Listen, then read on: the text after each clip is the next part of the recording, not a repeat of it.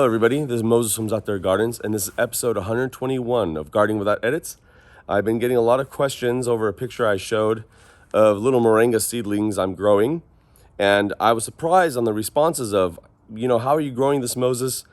Mine always rots when it germinates, or etc, etc. I'll link up in the video. Let me flip the camera around.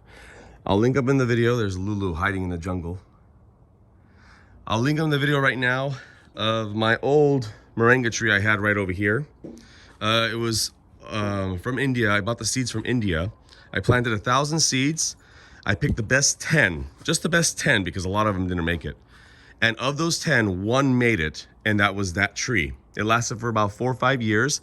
Every year I took seeds from it, except one year, the first year. I didn't want it to give me seeds, I wanted it to grow. But regardless, so I propagated my own seeds that are acclimated to my area. Let me show you my test. This is plot A, and over on the other side, on the side garden, is plot B. I'm gonna show you the difference.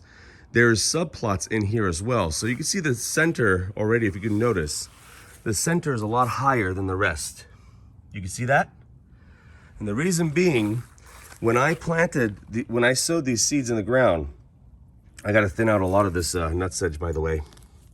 I gotta thin it out. When I planted or sowed these seeds in the ground, I made sure I sprayed the center with fish and seaweed emulsion, like I do in all my other videos I talk about of what I do in my garden, and the rest really didn't get it. Except for this. This got seaweed only. This got fish and seaweed, okay? And look at the difference. So look how sparse this is. See how sparse? All the outer edge. This is seaweed, and that is fish and seaweed.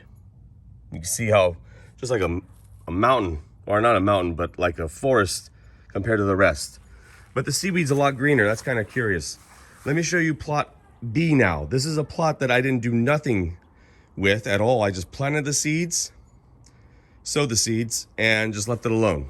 I watered it, of course, but no fish emulsion, no nothing. Let me show you.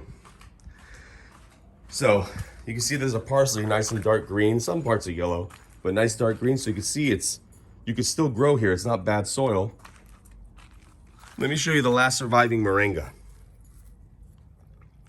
There it is. Like what my followers have been saying online. It grows out of the ground, Moses, and it rots. Seaweed and fish emulsion, foliar sprayed on the leaves.